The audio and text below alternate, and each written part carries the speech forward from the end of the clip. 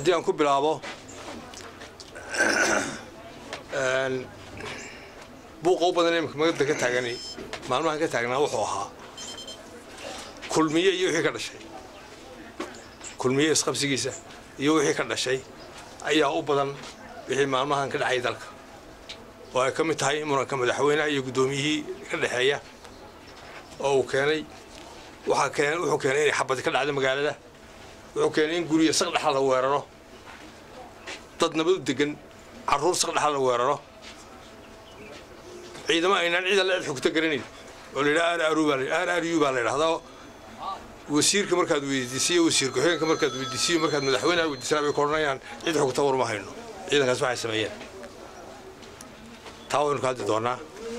anigu yaroo koob waxaan ka odhan doonaa laba qodob haddana laawna xusuusiya labada qodob waxa weeye mid waa kulmiye iyo isqabsigiisa heshiiska oo laga filayo inuu dhaco midna waxa weeye qolo shalaytay ina tiri qoladii maxaa la odhan jiray diiwaangelinta la odhan jiray qolada diiwaangelinta oo iyadoo taana mid baynu ka odhan doonaa haddii alla idin waay ta kulmiye waxa dadku markuu wada joogo haddii aanu sharciga iyo xeerka uu ku heshiiyo ku dhaqmin waxaasaa ka dhasha kulmiye wuxuu ahaa xisbi qaran shirweynihiisii 2008 ahaa madhiyaanka abaasir ka dhacay aniga iyo ibraahim iyo rag badan halka fadhiya waxaanu ka mid ahayn xisbiga kulmiye dastuur buu lahaa dastuur baa la dhigay shirweyne mudaysan buu lahaa golo dhaxa la yaqaano hebel iyo hebel iyo hebel la keenay buu lahaa shuruucdaasi xisbigaasi lahaa waxa bedeli kaliya bedeli karaa wuxuu ahaa markaynu sharci ahaan u eegno shirweyne dambe oo yimaada waxaan ognahay shirarkaasi shirweynihiisu inta goor dib u dhacay waynu ognahay yani waxa weeyaan sharci darro ka bilaabantay markaad ka soo bilowdo haddaad inta hore dhaafto shirkii golaha dhexe ee ka dhacay burco waxyaabaha aynu maqlaydho waxaa ka mid ah heshiis laba oday dhex maray waa arrin xisbi waa arrin qaran dad badan buu ka dhexeeyaa heshiis la hadal hayo oo warqad baanu qoray oo waqti baanu ka bixiyo waxaasay ahayd ayaa jira sharci darradii halkaa ku soo dhacday ee ay ahayd haddaan wax yar ka taabto markii burco la isugu yimid guddoomiyaha ciidalo loo tartamayn oo iyadoo qudheedu qalad ahayd guddoomiye ku-xigeenka aan ku tartannaba iyo murashax ku-xigeenka ku tartanno oo keliya ayaa madaxweynaha la isku qabtay qoladaydii ka baxday waxaanu kaga baxnay oo keliya waa arrintaasoo keliya dimuqraadiyada aan ku ogolanno shirweynaha shirkaa golaha dhexe murashaxa iyo murashax ku-xigeenka murashaxa murashax ku-xigeenka aan ka wada hadalno ha loo doorto ha yimaadaan golaha madaxweynuhu marada dhexda ku xidhay oo markaa guddoomiye ah ayuu afka gacanta geliyey balaasa talaba tay maaha haddii tartama meesha la geliyo waxay noqotay in ragnatiisii ku raacay oo qalad ahayd inaan lagu tartamin heshiiskii maalintaa bilaabmay wiyaka la isku haya goobjoog kamaanaan ahayn wax lagu heshiiyey waxaan lagu heshiinin guddoomiyuhuna wuxuu leeyahay heshiis baanu marnay madaxweyne wuxuu leeyahay heshiis baanaan gelin taasi buuqeed dhashay weeye shirweynihii ka dambeeyey waynu ogeena maalintii dhibata la qabtay shirweynada qaran shirweyne xisbi ma ahayn tadakhul maaha aan dhexgelaya arrimo aan xisbi gaar u leeyahay waa xisbi qaran waa xisbi xaakimkii sawirka ka soo baxa wuxuu noqonayaa oo kala lagu qaadanayo bariista doorashooyin baa la filayay inay dhacaan dalkeena ka dhacaan doorashooyin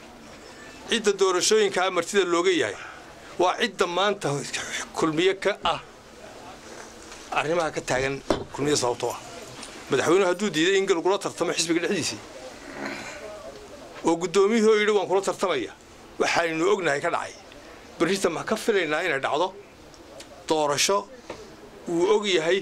uu ka fikri karo in la heli karo axmed maxamed waxaan ku aqaanaa fulinimo tartanka markay tahay berigu SNM wuxuu yidhi haddii laysla ka sharaxayo يسرح مايو بقول لكم استعمال ما شو قال لي أدبر نعاشق سنة بريق أدبر لو عاشق سنة بريق كحكتي أنا جاي يقول شيء بيسونه هذا كتكتي هيا تقول قوليه يلو ابنك ما هو بينا أفطوا محمد حسين يفرح كني ما كم لها الله يرحمه واحد صدادن شين الله يرحمه سقي مشاهدتي كلبا وحولي حسن وما جيدنا أنا الكرسي قدوني نعيب قارنا وما قبنا لكن حما أنو فلنا إنه ركوه قامين يسيرانيو أيانو ديدني إما كان عين كاتر هذا بنو يلي نقول دنو يرجسين وعن سي إله بان كوجو داريه وإله بان كوجو داريه أرين تامر كهذا ركته هذا يكون مغطى حقرين صدقية طبعا عشة بدود وعنها معارض كوجوين سيرانيو مركورنا وحياها مرق يعني لين أن كنت يدو تصاري هو مثالية أيها صدق عشة بدودنا نحن قاعدين نكيها في اليهين إلا ما أنت أحمد يحكوا لك ما يوحى هيت حضان لا يعاشقين بريور ونسكت كيبون إنشل إما كم كنت قال ما يبغى مرة سامون مريني مركاية ذو حوي ما كفلنا إذن كابن يدون ويدي إنك حسب جيس جودي هسي ديمقراطية كنت صحية كنت قواي قرنا كنت قمايف ما كنت قان كلا أمنا ما يروح قايا نسكت شوية مركا تصواتها waxaan maqlaynay waan iyo dhexdhexaadinay guurtidu wado in la dhexdhexaadin la heshiyo dadku hadday isqabteen heshiyo wado in la dhexdhexaadiyana wado laakiin waxaan u malaynayaa markaynu dhaqankeenii raagno dimuqraadiyad laataynu ku dhaqanno eegno hay-adaha aan shaqada ku lahay aan sharciga ahayn ee haddana doona inay go'aan sharciga gaadhaan markaynu eegno waxyaaba la hadalhayo waxaa ka mid ah in lagu dhexdhexaadiyo labada oday in odaygana loo kordhiyo dhowr sannadood guddoomiyahana loo saxeeyo inaan toddobana la tartamin horta markii hore hadduu dabalan jiray markii horeba lagu kala baxay ka dambana sidee loo aaminaya waa iga su'aal waxaa kaloo meesha taalla hal la heshiiyo midhu baanu ka digaynaa in lagu heshiiyo wax wixii kale waa diyaar waa ogollahay waxba kama qabno waxaanu ka digaynaa in lagu heshiiyo muddo la kordhiyo in badanna waan ka hadlay anugu waayo hay-adan iyadu sharci ahayn oo guurtida sharci maaha muddadoodii way dhammaatay gaadhay in dhaxal ilaa dumarkii galaan waynu goobjoog ahayn maantana waanu kordhinaynaa horena waan uga hadlay saaxiibka Salmaan waxa leeyahay ha ku talagelin adii adeerkii Xaji Cabdi ina maantana inta kordhisaan la idinka yeelo ha ku talagelin taa wax la wixii kale waa soo dhaweynaa kow nabadda dawladda in nabadii idinka ayaa burburinaya ee ka hara oo daayano dadaydanka todan dibilahna waa xiro dad guryaha loogu daato ragga ka doona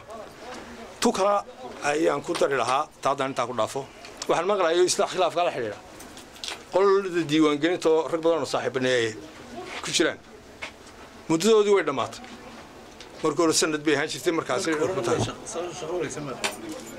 shaqada qabteen oo noogin markii dambana waqtigii uu ka dhamaaday waxaanu ansixinaynaa been horta iyagu ma ansaxsayin waa su'aale iyagu horta ma ansaxsan yihiin oo ansax ma yihiin oo baarlamaanka ma la keenay baarlamaanku u diiday mar haddana iyagii ansaxayn cidday ansixinayaan la yaab leh waa su'aal taas waxaa noqonaysaa hal booliin rig xalaal ma dhashay Soomaalidu dhashay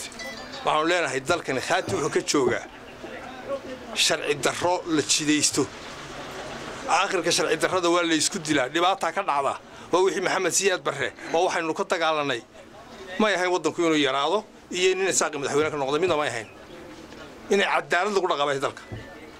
aniga waxay damqayo guriga loo dahay way guriga la igu soo dhici jiray markii Maxamed Siyaad Barre guriga la igu soo dhici jiray oo saddex laga qaban jiray way damqaysaa marka maqlo guri baa loo dhacay inanka maanta loo dhacay isagoo sagaal jir ee arkay aabihii waxba dhacay gurigiisa oo dhiig ku daadinayo muxuu sameeyaa Brito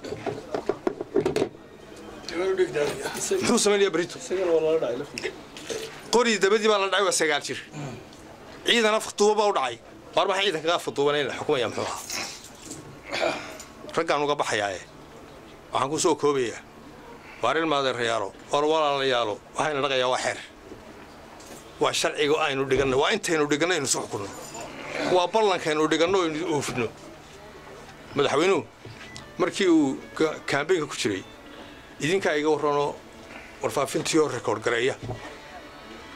ama faylashiina ay idinku jirtaa inta goor yidhi sharcigaa wax ka qabanaya khiyaano wuxuu kaga caman jiro maxkamadaad leedahay baan tegaya maxkamadda soo maanta yaa leh kanima dhul baa un buu yidhaa nin walba fadhiya